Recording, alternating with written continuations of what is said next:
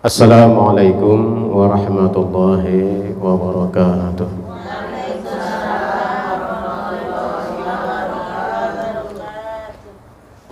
Alhamdulillahi nahmaduhu wa nasta'inuhu wa nastaghfiruh wa na'udzu billahi min syururi anfusina wa min sayyiati a'malina.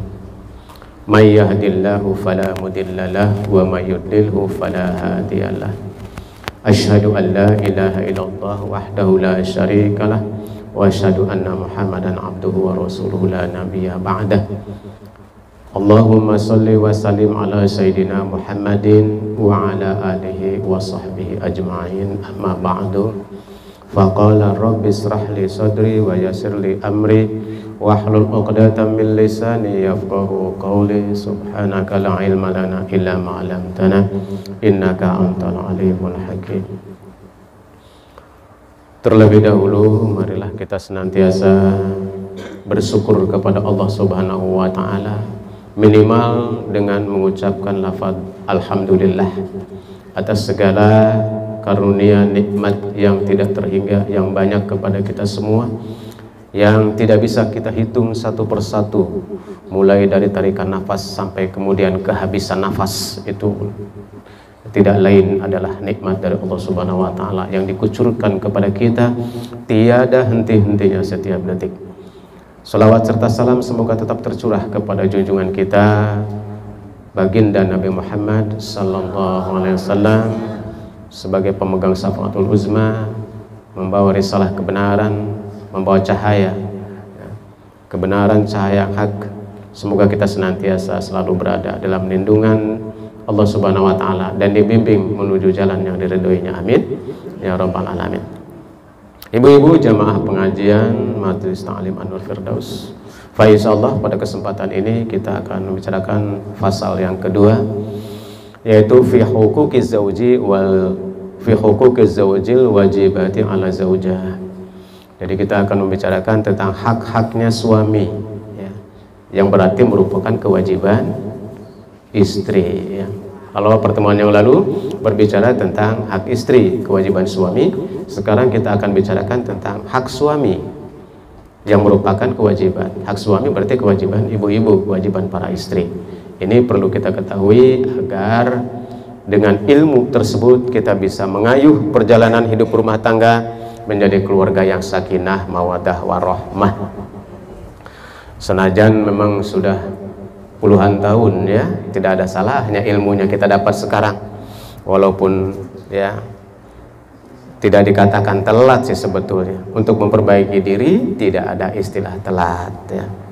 Terlambat itu kalau sudah akhir hayat, sudah dicabut umur, arek sadar kapan tobatnya ya, tidak bisa ya. Artinya nafas sudah di tenggorokan, baru mau insaf, mau tobat, nah, itu terlambat namanya ya. Bismillahirrahmanirrahim. Qala Allah Ta'ala fi suratin Nisa. Nah ini ada di dalam surat An-Nisa. Allah Subhanahu wa Ta'ala telah berfirman. Ini menjadi rujukan ya, rujukan di dalam membicarakan kewajiban istri kepada suami. Nah, begitu juga sebetulnya sebaliknya terletak di dalam surat Nisa, An-Nisa. Bismillahirrahmanirrahim. Kata Allah di dalam Al-Quran, Ar-rijalu qawwamuna 'alan nisa. Ar-rijalu qawwamuna 'alan nisa. Laki-laki itu pembimbing atau pemimpin atas perempuan. Jadi Allah sudah mengatakan ini secara kudrati bahwa lelaki itu adalah pembimbing, pengayom, pemimpin ya, bagi perempuan. Nah, bagi perempuan dalam hal ini tentu saja nanti istrinya yang dimaksud ya, istrinya yang sah ya.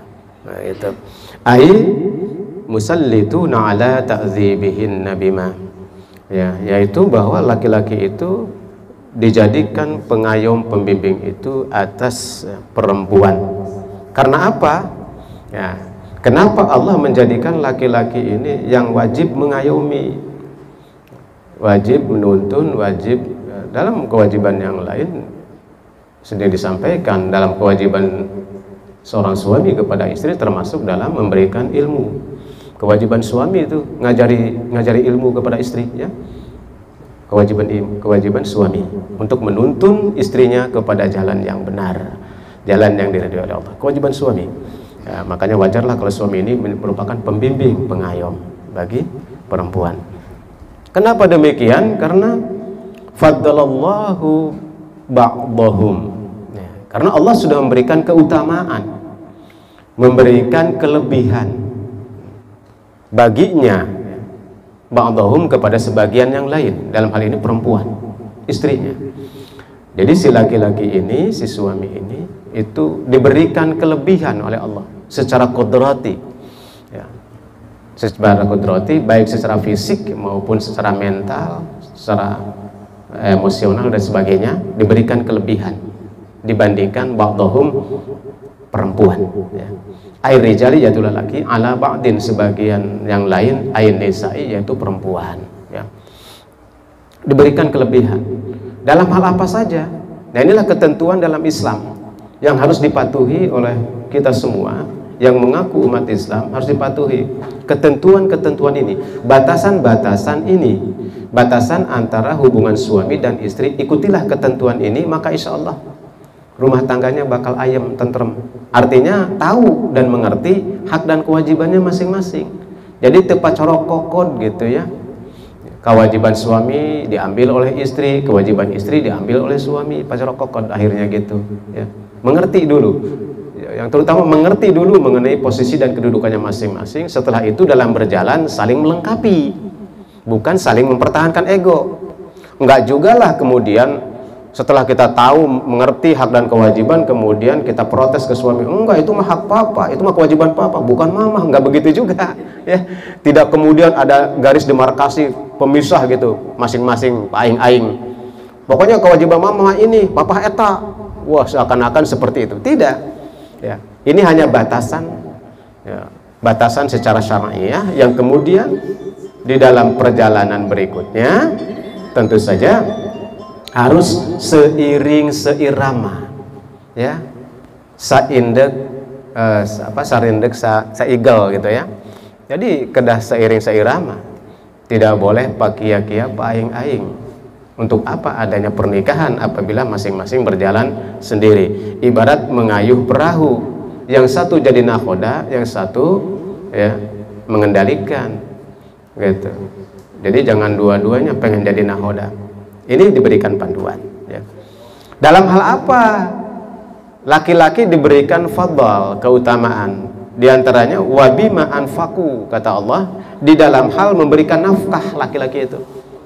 Nah, jadi laki-laki diberikan keutamaan oleh Allah sekaligus kewajiban untuk memberikan nafkah. Karena laki-laki ini punya kewajiban memberikan nafkah, maka dia mendapat keutamaan di sisi Allah Subhanahu wa taala. Nah, kewajiban memberikan nafkah. Jadi kewajiban memberikan nafkah itu bukan perempuan. Perempuan tidak wajib menafkahi. Wajib dinafkahi. Ya, gitu. Lalu bagaimana Pak Ustadz? Kalau seandainya ibu-ibu atau seorang istri membantu suami, boleh seizin suami kembali, harus seizin, Bu. Jadi kalau ibu mau kerja, mau dagang atau mau usaha apa saja, mesti izin suami, ya. Harus seizin suami, tidak boleh tanpa seizin suami, ya. Boleh, karena tidak wajib cari nafkah, tidak wajib menafkahi. Tapi kalau mau membantu boleh seizin seridho suami. Nah, itu ketentuannya seperti itu, ya. Ketentuannya seperti itu. Ayu alaihinna min amwalihim. Jadi si laki-laki ini memberikan nafkah dari harta mereka. Dari harta siapa? Harta laki-laki. Jadi memberikan nafkah dari harta laki-laki, atau memberikan nafkah dari hasil penghasilan bekerja atau usahanya si laki-laki, bukan dari harta perempuan, ya. Harta perempuan, harta istri dipakai nafkah yang istri lain, tapi tidak begitu, ya. Harta istri tetap harta istri, ya. Itu tidak boleh diaku menjadi harta suami, kecuali harta gondok ini, harta bersama baru ada ketentuannya. Fi nikahihinna, nah, di dalam pernikahannya, di dalam pernikahan. Jadi di sini yang dimaksud kewajiban laki-laki dan perempuan ini adalah kewajiban yang menikah. Ya, yang menikah. Ari nu can menikah mah misalkan karak bobogohan, can aya kewajiban. Tidak berlaku ketentuan ini. Ulah mentang-mentang ke karak bobogohan. Oh, saya teh laki-laki pemimpin Anda. Pemimpin di mana nikah gencan? Ya. Kalau terikat kewajiban itu apabila sudah terjadi akdun nikah. Nah, akdun nikah inilah merupakan ijab qabul. Terjadinya perjanjian misaqon ghalidho yang kuat antara laki dan perempuan, bahkan perjanjian yang kuat dengan Allah Subhanahu wa taala. Terjadilah hukum ini. Pada kakrak bobogohan teu aya, Bu. Ya, tidak termasuk. Ya. Ulah mentang-mentang karak bobogohan. Saya itu ar-rijalu qawwamuna 'alan nisa. Karak bobogohan keneh. Pokoknya maneh ulah lumpang ka mana kudu izin saya. Aduh, itu mah keliru. Enggak begitu juga ya. Itu belum berlaku kewajiban itu. Ini berlaku bagi yang sudah nikah. Nah, maka diatur setelah nikah ini. Ini yang belum nikah atau yang mau nikah lagi perlu nih memahami ini ya. Gitu. Seperti apa kewajiban laki-laki? Kal mahri, seperti kan memberikan mahar. Jadi mahar ini dalam perkawinan adalah kewajiban laki-laki. Wajib ya, memberikan mahar kepada perempuan. Kemudian wan nafaqah, memberikan nafkah ya. Qala al-mufassirun, telah berkata para ahli tafsir dalam hal ini untuk menafsirkan ayat ini, tafdilur rijal alaihinna min wujuhin kasiratin haqiqatan wa syar'iyatan. Jadi menurut para ahli tafsir bahwa keutamaan daripada laki-laki ini itu baik berbentuk wujudnya laki-laki ya, secara hakikat dalam kenyataannya maupun secara syar'iyah, secara hukum ya. Jadi keafdalan laki-laki ini dibandingkan perempuan, keutamaannya itu baik secara lahir ya, secara kenyataannya maupun secara hukum. Secara kenyataannya ya, enggak juga laki lebih kuat kan gitu tenaganya dibanding perempuan ya. Gitu, lebih kuat dibandingkan perempuan, lebih memiliki kekuatan.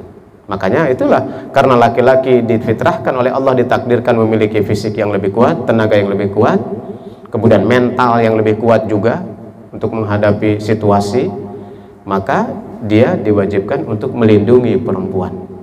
Gitu, diwajibkan melindungi perempuan. Nah, itu ya.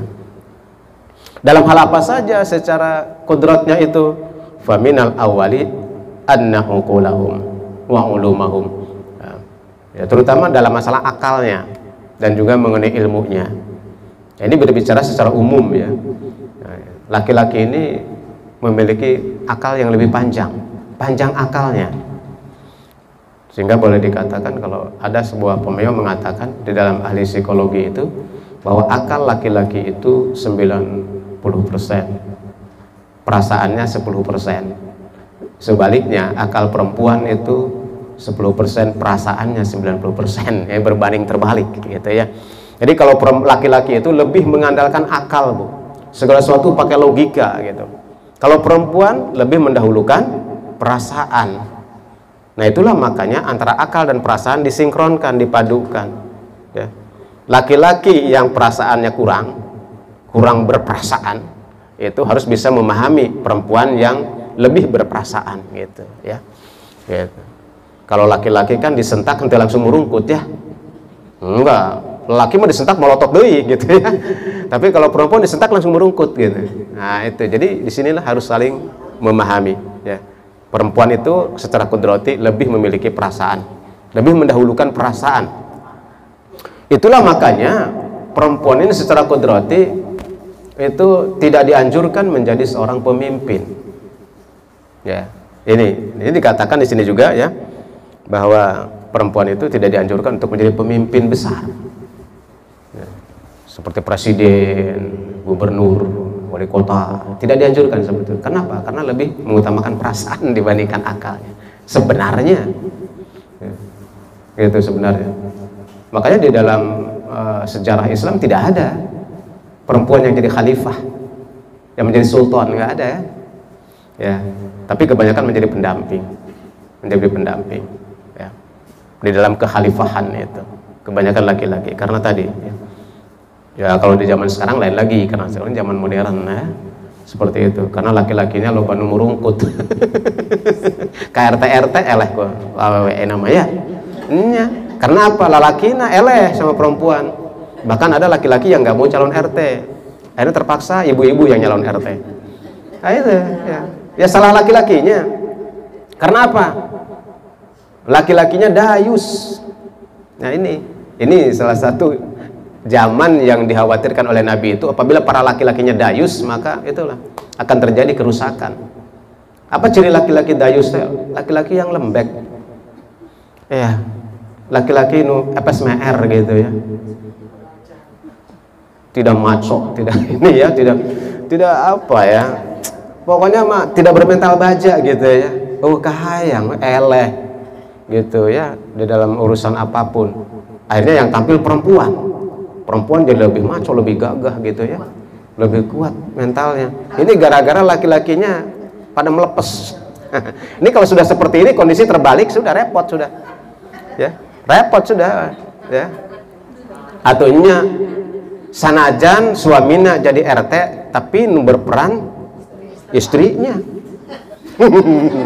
Atuh eta mah ERT-han gitu mah boneka. Itu teh ada yang begitu, ada statusnya mah Pak RT laki suaminya, tapi yang menjalankan tugas dan kewajiban Bu RT-nya. Jadi kagok yang begini, makanya daripada kagok udah aja yang perempuan yang jadi RT ya gitu, daripada kagok ngaheurinan giliran nemu tanda tangan kudu kasalaki, tapi urusan rapat pamajikanan nu hadir apa nih. Alah RT kita mah bagus, suami istrinya bagus. Kompak ya, kompak.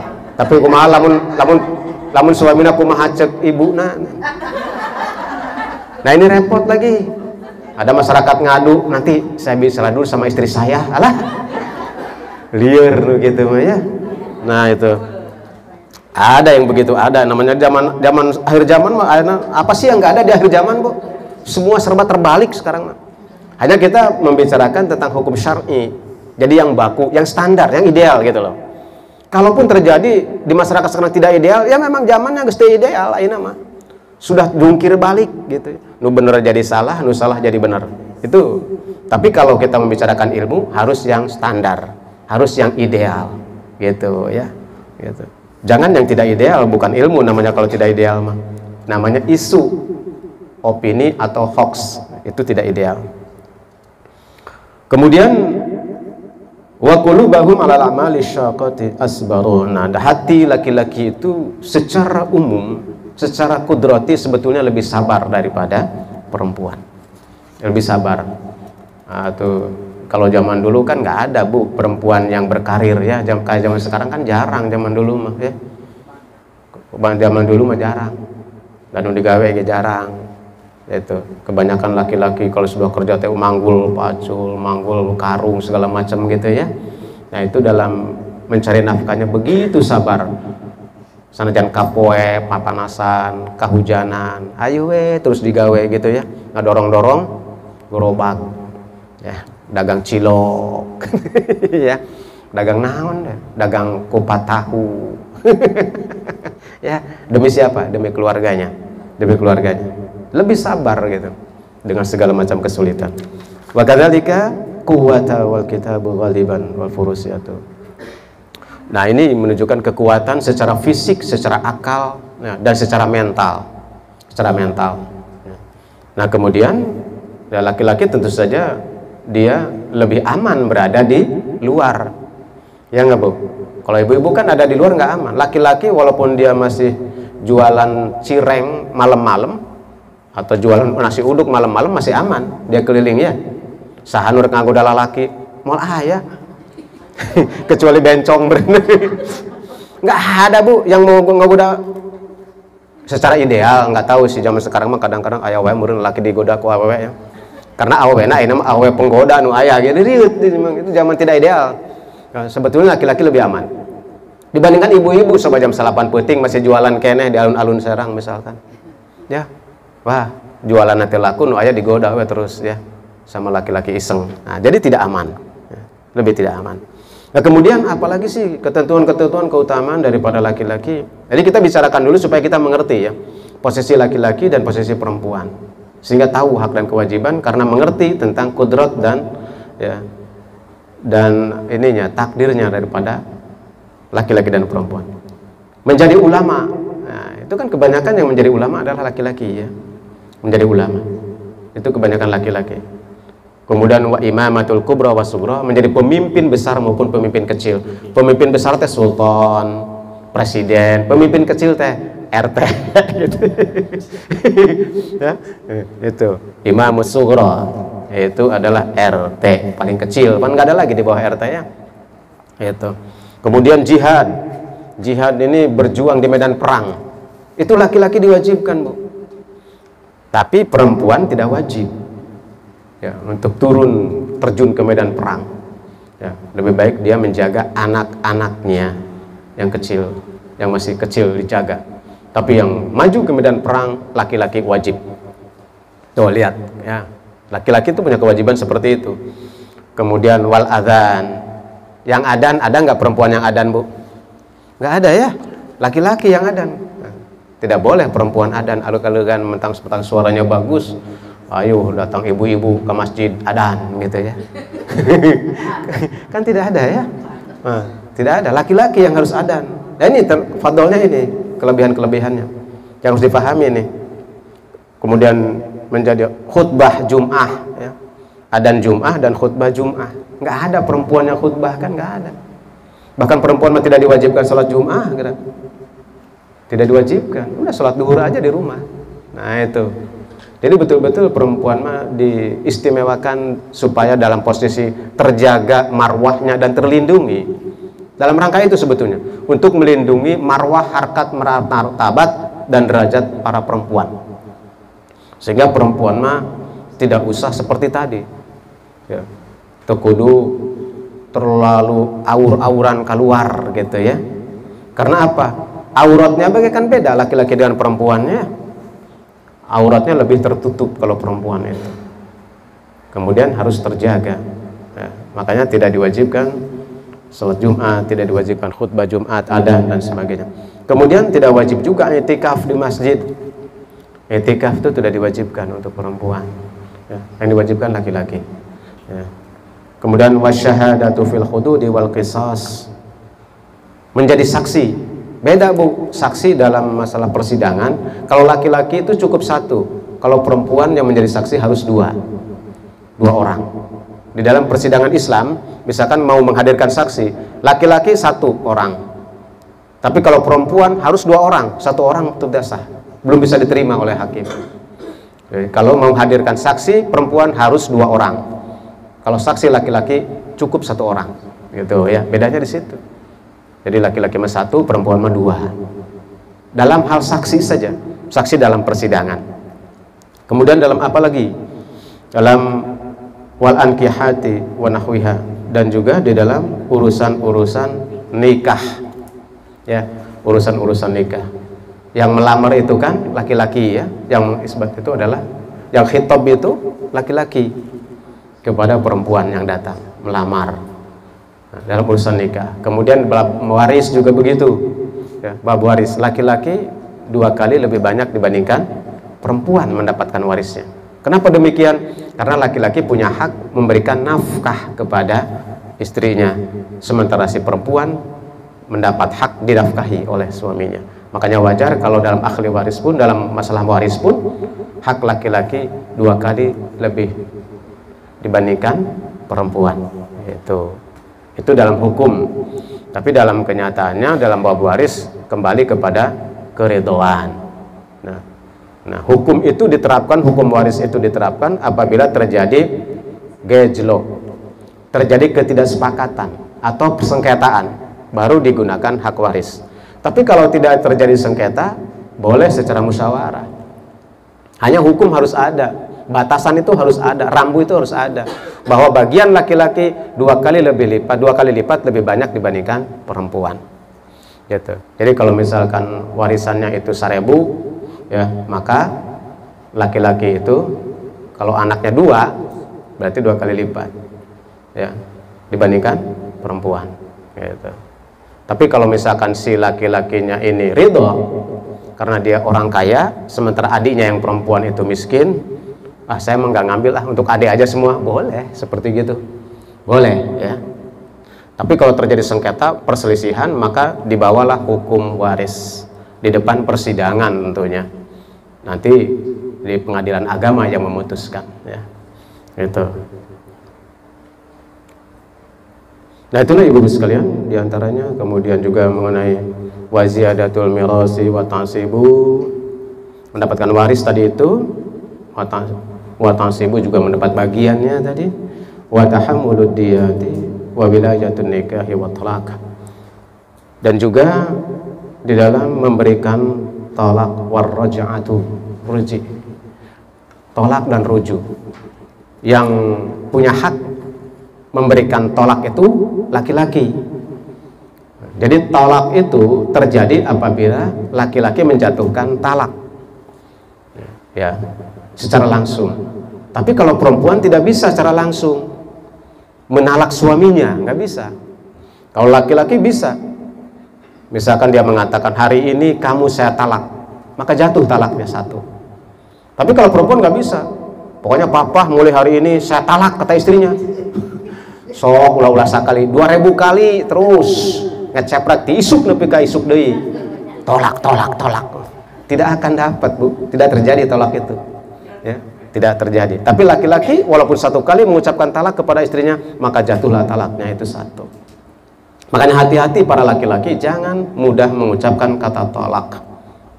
Nah kata tolak ini yang mengandung unsur tolak ini banyak kata-katanya itu, dengan mengatakan talak, dengan mengatakan cerai, atau dengan saya pulangkan kamu kepada orang tuamu. Ini juga mengandung unsur kinayah yang apabila diniatkan untuk mentolak maka jatuhlah talaknya. Jadi hati-hati kalau laki-laki, jangan sembarangan ya, meus pas saya sautik nu sebutkan cerai Gus lamun gitu mah cerai wae. Kadang-kadang ibu-ibunya oke sih suka mancing-mancing gitu ya. Iya, ampun dah, jadi senjata pamungkas itu. Pokoknya hoputing geus beberengkes mungkusan baju. Waktu nasare mukaan koper jeung lemari diberesan baju teh kena koper pugu peuting rek lempang ka mana, grab ge udah nggak ada, bus eueuh gitu ya teh. Akhirnya nggak tidur semalaman, rek ka mana, pokoknya balik minta cerai. Wah, ampun nih perempuan. Nah kalau suaminya ini terpancing, Bu, ya tidak sabar, ya udah malam ini juga mama saya ceraikan, jatuh talaknya. Langsung Bu, terjadi perceraian. Makanya hati-hati ya, jangan sembarangan. Itu baik, termasuk berbentuk surat juga sama. Dalam bentuk surat ditandatangani, dikirimkan, itu juga sama. Atau berbentuk video call, berbentuk WA. Hati-hati, WA itu kan surat ya, langsung dari dia. Nah, itu sudah terjadi tolak. Makanya hati-hati, jangan sembarangan ya untuk mengucapkan atau menyampaikan kata tolak atau kata cerai. Lalu ibu-ibu bagaimana supaya bisa mentalak suaminya? Harus melalui proses pengadilan. Kudu datang ke pengadilan agama, mengadukan terlebih dahulu ya, ini namanya tolak ba'in. Kalau suami yang mentolak itu bisa dirujuk, tapi kalau ibu yang mentolak suami melalui pengadilan kemudian disetujui oleh pengadilan dan jatuh keputusan pengadilan, maka ibu tidak bisa dirujuk lagi oleh suami ibu, tidak bisa ya. Kalau ibu yang mengajukan ke pengadilan, sudah turun nih kartu kuningnya, status jandanya, kemudian hayang dirujuk, nggak bisa. Harus diselang berapa? Bukan diselang, harus nikah lagi. Diselang itu kalau sudah 3 kali, Bu. Nah, 3 kali tolak baru diselang oleh laki-laki lain, menikah lagi dengan yang lain. Ya, tapi itu juga jangan direkayasa. Karena udah 3 kali tolak, hayang balikan deui, kan harus diselang nih. Akhirnya ngoet ka babaturan anak. Ya, nikahi istri saya. Tapi awas jangan diapa-apain ya. pokoknya masa bulan atau saminggu lah, setelah itu cerai lagi, balik lagi ke saya. Pokoknya titip, jangan diapa-apain. Cek babaturana, oke lah, siap. Siap. Saya mah pokoknya sebagai teman ingin nolong lah dengan baturan. Terjadi perkawinan. Anteng, betah. Si istrinya nyaman, meureun ngeunaheun ieu mah ya, bukan salah kita. Suamina oge kitu. Ya akhirnya kan boro-boro teu naon, pasti aya naon ya. Udah nyaman. Didagoan ku potonganana, geus saminggu 2 minggu didatangan. Kok kapan? Ih, katerusan kangeunaheun geuning euy. Sudah nggak bisa dicerai kan seperti gitu. Nah, tapi kalau sudah dicerai baru bisa balik lagi. Tapi tidak boleh, itu namanya muhallil, itu tidak sah ya, haram namanya. Merekayasa pernikahan seperti itu. Tapi suka ada aja Bu yang namanya manusia ya, suka ada yang merekayasa. Tapi ingat, manusia bisa dibohongi, tapi Allah tidak bisa dibohongi. Allah Maha tahu. Sementara pertanggungjawaban kita adalah kepada Allah. Bila pernikahan itu tidak sah, maka seumurnya berarti zina. Nah itu hati-hati dalam urusan pernikahan ya. Termasuk kalau sudah terjadi tolak, harus jujur. Ulai mah, buku sudah terjadi tolak ya. Saya enggak rumasa nolak kok, enggak berumasa menceraikan, enggak. Ini tidak jujur namanya.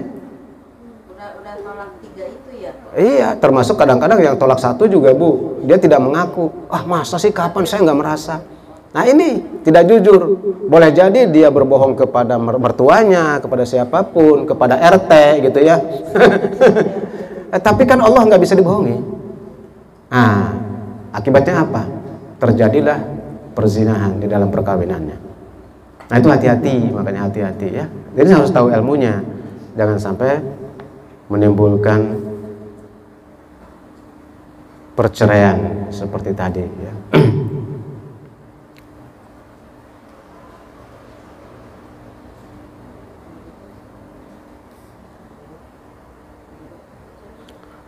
Ibu-ibu yang dirahmati oleh Allah Subhanahu wa taala.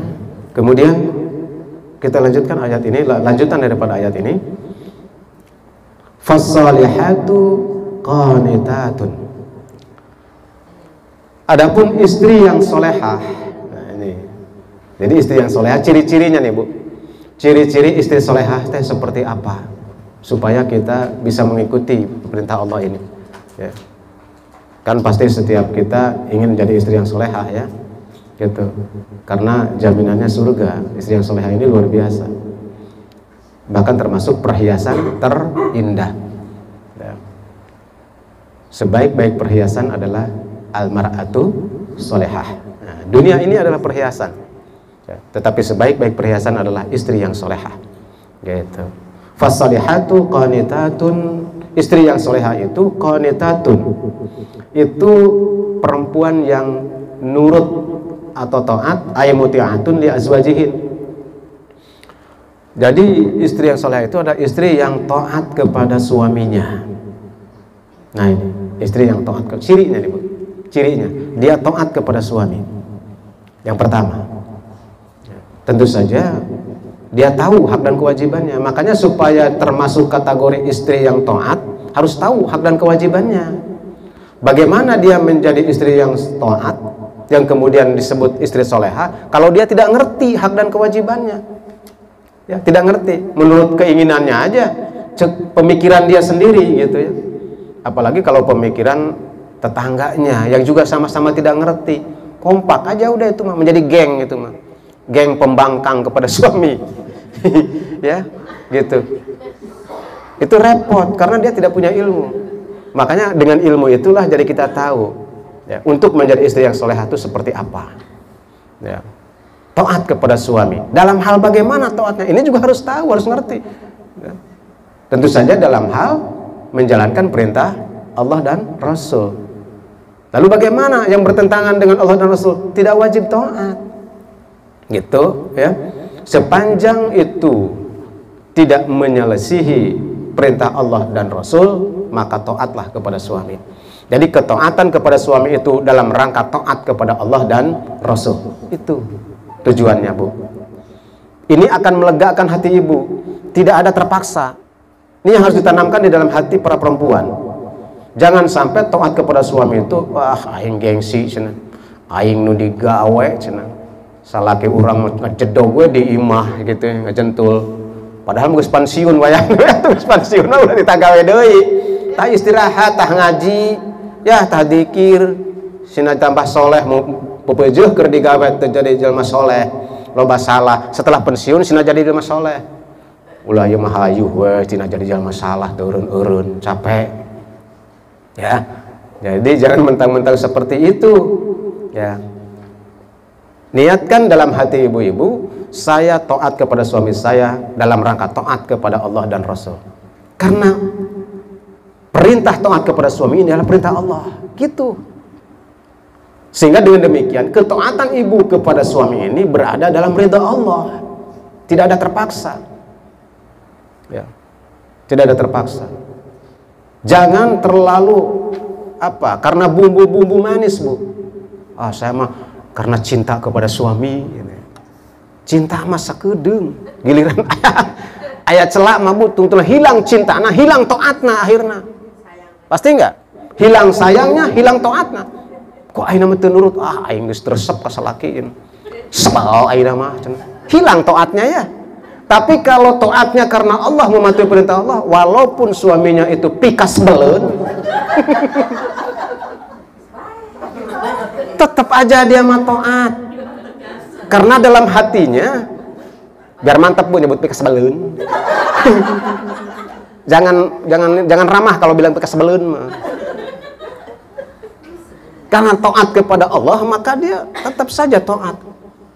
Sehingga kalaupun ada yang nanya, kok ibu mah tetap ya taat kepada suami? Karena saya taat kepada suami itu bukan karena suami saya, tapi karena ini perintah Allah. Saya hanya mengharapkan ridha Allah Subhanahu wa taala. Waduh, jempol yang begini Bu, yang begini tentrem hati, benar tentrem dalam hati ibu. Tetap ibu mah ada sholat rajin, ngaji rajin, tetap nyangu mah komo rajin, dah butuh nyangu mah komo.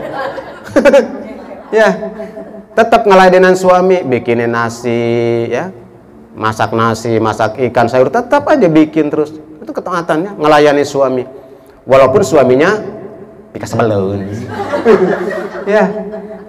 Itu Bu. Tapi kalau atas dasar misalkan karena karunya kasalaki atau sayang sama suami, hilang sayangnya, hilang ketaatannya, dijamin. Nah itu harus karena Allah Bu. Yang kedua supaya mendapatkan nilai dan keridhaan Allah Subhanahu wa taala. Insya Allah tentrem kalau seperti itu. Kalau atas dasar nanti karena kita hanya mengharap ridha Allah dan menjalankan perintah Allah, Allah lah yang merubah hati suami menjadi sayang kepada diri ibu-ibu. Karena yang membolak-balikkan hati itu siapa? Allah, bukan kita. Bu, kita mah nggak bisa.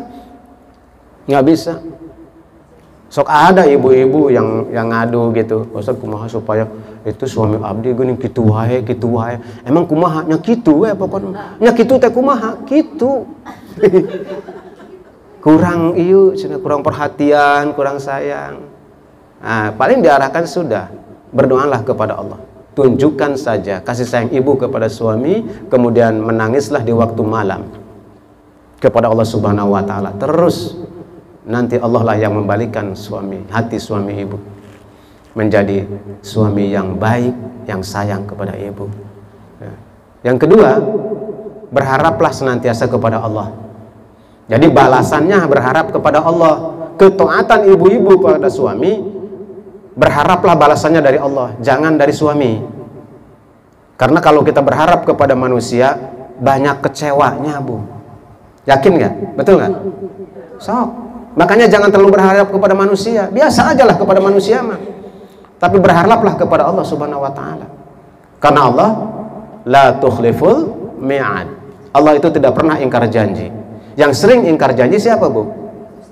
Caleg. Dan cawalkot dan cagup. Itu yang sering ingkar janji. Ya. Allah mah tidak pernah ingkar janji, maka berharaplah kepada Allah, jangan berharap kepada caleg. Ya. Biasa saja. Kalau ngedukung biasa saja, tapi jangan terlalu berharap banyak. Ya, jangan.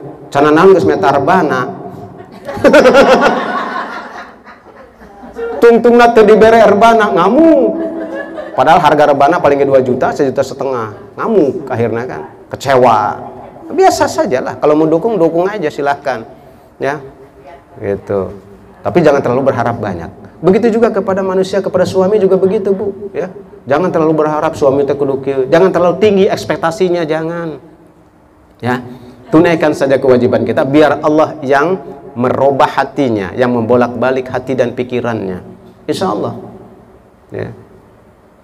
Jadi itu yang paling penting, niatlah kepada Allah. Sebetulnya ini untuk laki-laki juga harusnya seperti itu, sama aja. Sama aja, Bu, untuk laki-laki juga. Jangan terlalu berekspektasi tinggi kepada istrinya. Karena manusia ini kan tidak ada yang sempurna, Bu, ya. Tidak ada. Tidak ada manusia yang sempurna, siapapun itu. Makanya kalau kita mengharapkan suami yang ideal, yang sempurna, sampai akhir hayat tidak akan pernah ketemu, Bu. Neangan lalaki nu sampurna. Aya oge lobana lalaki anu ngarokok sampurna, loba. Logo sampurna. Banyak yang gitu, mah. Tapi laki-laki sempurna nggak ada. Begitu juga lah perempuan yang sempurna, mana ada. Justru indahnya di situ. Indahnya di situ. Ketidaksempurnaan itu menimbulkan keindahan di dalam hubungan suami istri. Gitu. Nah, sebetulnya tidak enak atuh, Bu. Punya pasangan yang sempurna teh nggak enak. Percaya deh. Yang enak itu kalau pasangan kita nggak sempurna. Sok. Gitu. Oh, bicarakeun. Da teresep atuh boga salaki oh bicarakeun mah. Aduh. Oh, pikasebeleun. Tidak indah, Bu. Tidak indah, sok. Iya laki teh aduh kalem tara nyarekan gitu ya. Disarekan ku salaku pamajikan anak senyum we gitu.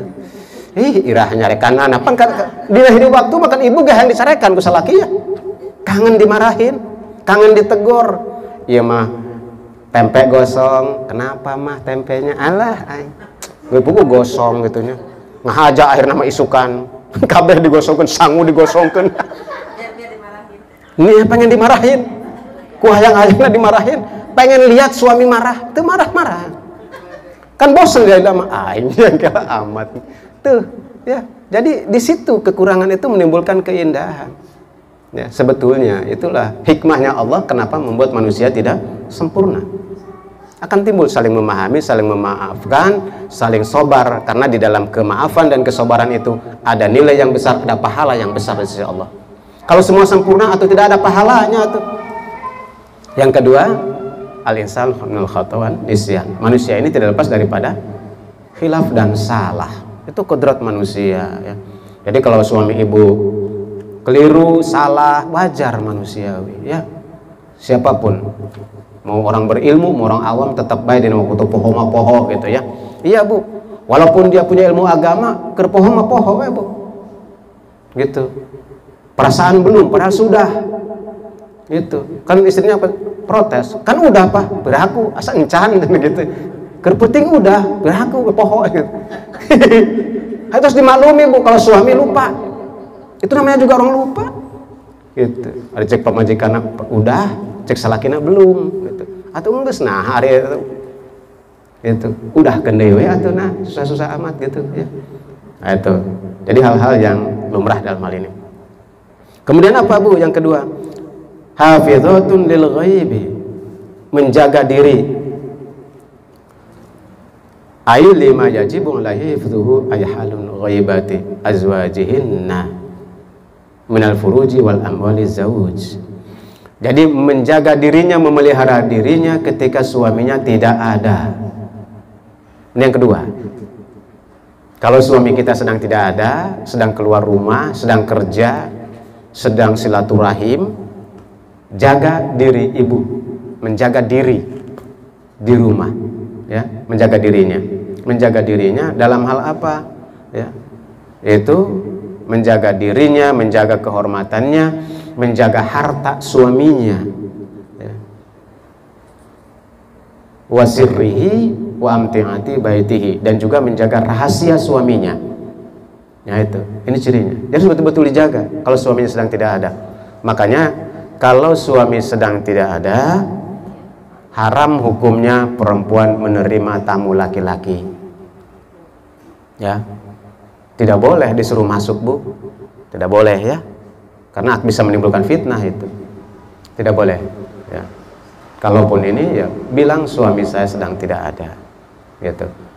Kalaupun ada keperluan misalkan, itu tidak boleh masuk ke rumah, harus di luar ya, di teras. Kalau lebih baik lagi ditemani oleh muhrim ibu ketika ibu bertemu dengan laki-laki ajnabi, karena ada kepentingan misalkan ya, ada kepentingan, ada sesuatu yang disampaikan, temani oleh mahram ibu yang lain, anak ibu atau siapapun, untuk menghindari fitnah ya. Kalau malam lebih baik tidak usah, besok aja gitu, kalau malam hari, kalau suami sedang tidak ada ya gitu. Ini namanya menjaga dirinya supaya tidak timbul fitnah, dan juga menjaga hartanya, harus betul-betul jaga, jangan sampai sembarangan gitu ya, sembarangan mempergunakan harta suami. Termasuk ketika bersedekah harus seizin suami, kalau harta suami ya, gitu. Memberikan kepada siapapun harus seizin suami ya. Termasuk rahasianya, jangan suka menceritakan rahasia suami, termasuk aibnya ya. Ulah sok didongeng-dongengkeun ka batur, ya mahayu didongeng-dongeng sambil ngerumpi ya.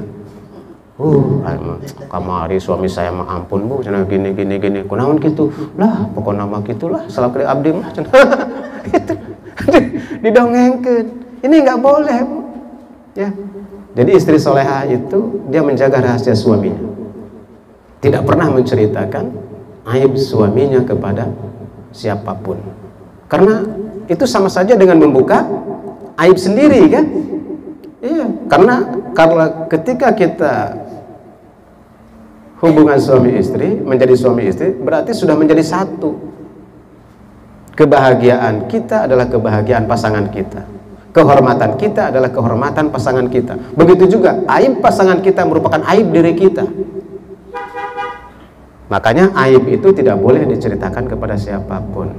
Kelemahan suami kita tidak boleh diceritakan kepada siapapun, tidak boleh. Ulah sok didongeng-dongengkeun ya. Ya mah sampai ka hitut-hitutna didongengkeun. Ampun, salaki abdi mah lamun hitut teh bau, Bu. Atuh di mana aya hitut seungit parfum kiswah moal aya. Begitu hitut seungit siga kiswah Ka'bah. Moal aya. Nu daharna ge jengkol jeung peuteuy, di mana rek seungit kiswah. Ulah ka hitut-hitut didongengkeun ka tetangga. Ampun aing. Suami saya melamun sare teh siga kebo ari kitu kumaha geus ngadakom teh kerekna mun dijegrok-jegrok gitu ya. Mendengkurna teu bisa sare abdi mah sapuputing cenah. Didongengkeun ka tetangga. Ceuk tetangga disautin sarua cenah salaki abdi ge. Komo parah cenah salaki abdi mah. Ukur ngedengkur teh bari nonggeng pisan. Alah. Ini kalau sudah ngerompi jangan sampai ke situ ya. Ya, tidak boleh. Ini dilarang, makanya ini dalam perintah Allah, ini dalam Al-Quran ya, gitu, memberi batasan seperti itu. Rahasianya, nah rahasia itu termasuk rahasia keluarga kita bu. Menjaga rahasia suami berarti menjaga rahasia orang tuanya, yaitu mertua kita ya. Ya sok kejadian yang mertuana didongeng-dongengkeun. Ampun, mertua saya mah, ampun, pelit. Tanda peka gitu, mertua pelit dongengkeun ka batur ya, jangan, karena itu akan menyakiti suaminya. Bagaimanapun sesuami pasti kan cinta kepada orang tuanya ya. Kalau kedengaran sama suaminya tersinggung gitu. Tidak boleh menceritakan kejelekan. Rahasia suami itu bukan dalam diri suami aja, yang berkaitan dengan suami siapa? Kakaknya, adiknya, pamannya, uaknya, orang tuanya, kakeknya, dan semuanya, termasuk silsilah keluarganya, itu rahasia. Silsilah keluarga jangan didongeng-dongengkan. Mungkin ada silsilah suami kita yang ke atasnya itu tidak bagus, jangan diceritakan. Akina bapak nama kakeknya katanya itu kelakuan anak bahulah, katanya boki kawin. Didongengkan, padahal kakeknya udah meninggal, kakek suaminya didongeng-dongengkan. Terus wah eta mah pokona mah tukang bobok, tukang tarok cenah eta jawara. Enggak boleh, itu rahasia suami. Jadi maksud rahasia suami itu termasuk jalur nasab ke atasnya, keluarga besarnya. Dia boleh dicerita-ceritakan, jangan Bu ya. Gitu.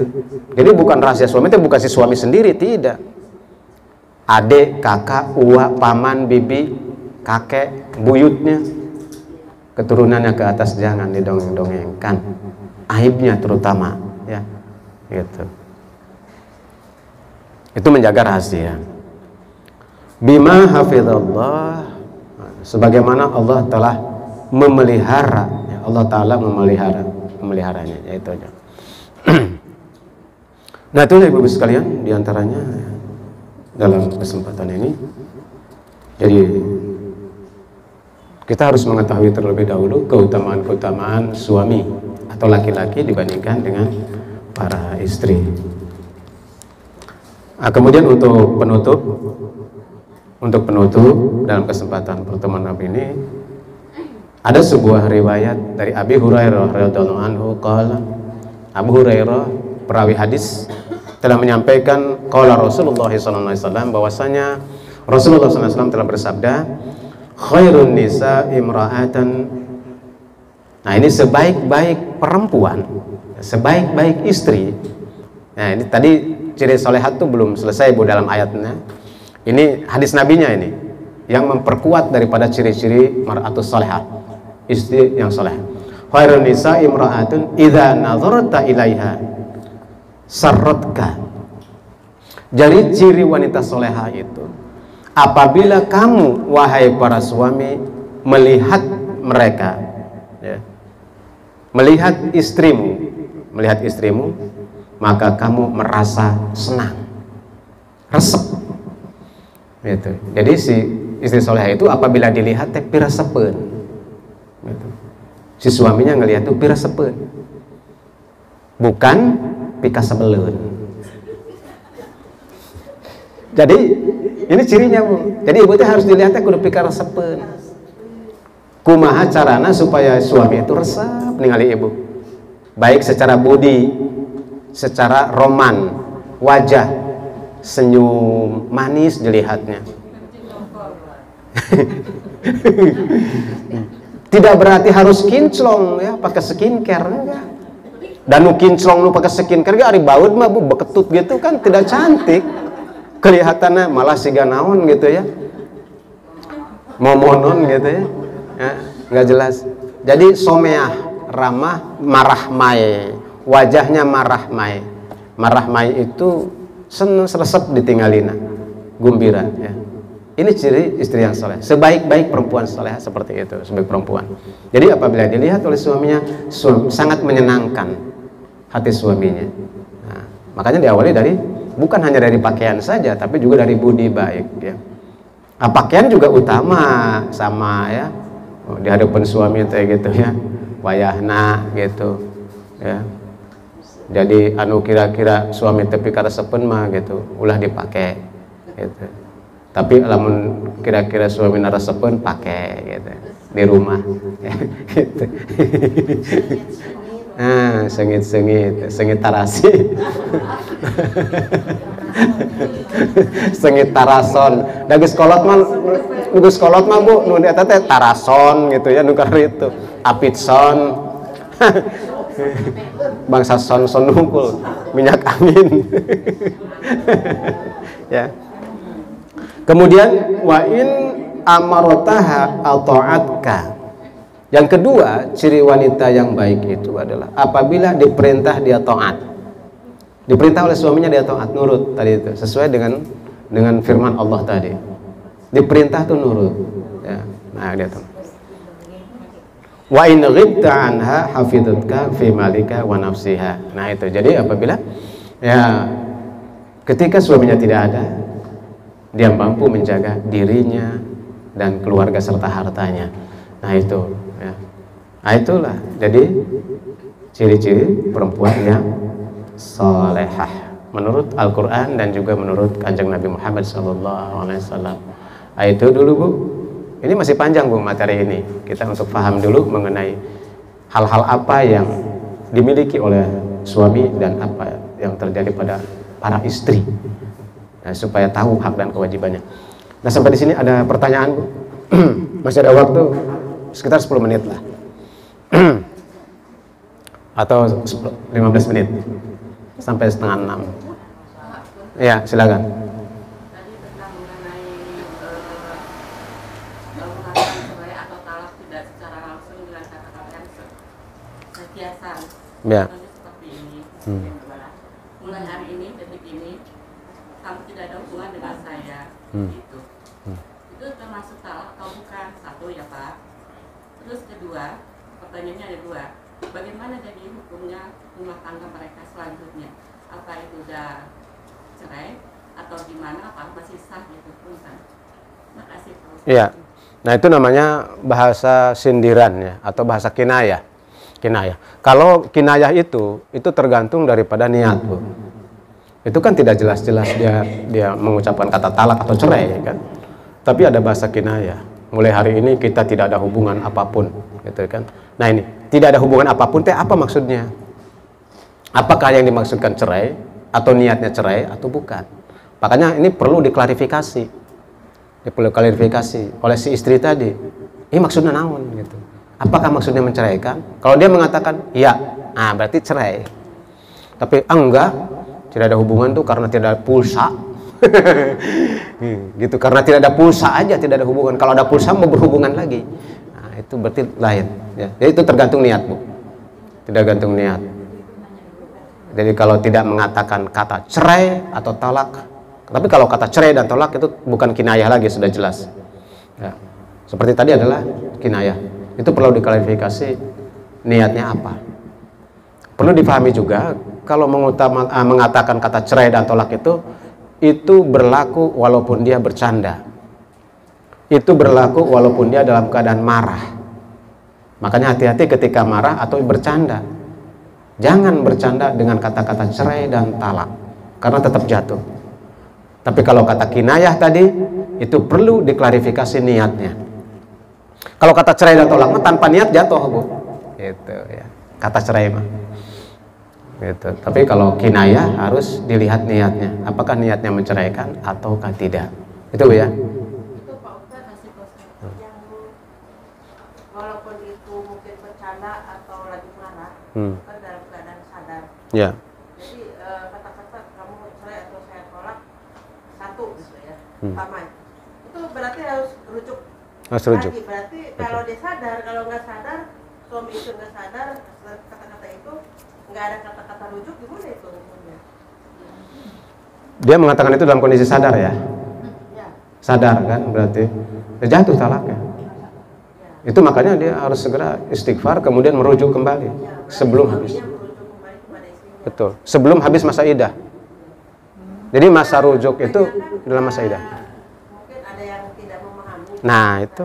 Dia udah berkata begitu, tapi dia nggak bicara ke istrinya, saya rujuk kembali. Akhirnya dianggapnya itu bercanda, udah aja. Nah itu. Tapi akhirnya kan masih tetap bersama. Nah itu. Nah itu hukumnya itu seperti apa itu? Nah itulah makanya kita perlu tahu itu Bu. Bahayanya di situ. Padahal dia sudah terjadi perceraian, tidak dirujuk lagi. Berarti kan zina nantinya. Tanpa disadari dia sudah berada dalam status zina. Ini kan ngeri banget, Bu. Kalau kemudian terjadi kehamilan, anaknya anak zina kan, secara syar'i gitu loh, secara hukum Islam. Ya kalau secara hukum nasional sih nggak ketahuan kan gitu ya. Dikiranya suami istri aja. Makanya hati-hati di situ. Ya, hati-hati. Dia harus rujuk. Harus mengucapkan kata rujuk kembali. Ya rujuknya itu. Mulai hari ini saya kembali rujuk kepada kamu, atau kamu saya rujuk kembali kepada saya. Nah itu. Ya. Pak, kalau ngomong bicara rujuk itu harus ada saksi kan? Tidak usah. Tidak usah. Kalau rujuk tidak usah. Harus akad lagi Enggak, cukup mengatakan itu aja, Bu. Sekarang kamu saya rujuk kembali. Sudah cukup. Ya, sudah. Tanpa saksi nggak apa-apa. Cukup berdua aja. Gitu. Tapi kalau nikah lagi setelah habis masa iddah, maka harus nikah lagi, harus ada saksi. Masa iddah itu 40 hari Pak? Tergantung ya. Ya, itu.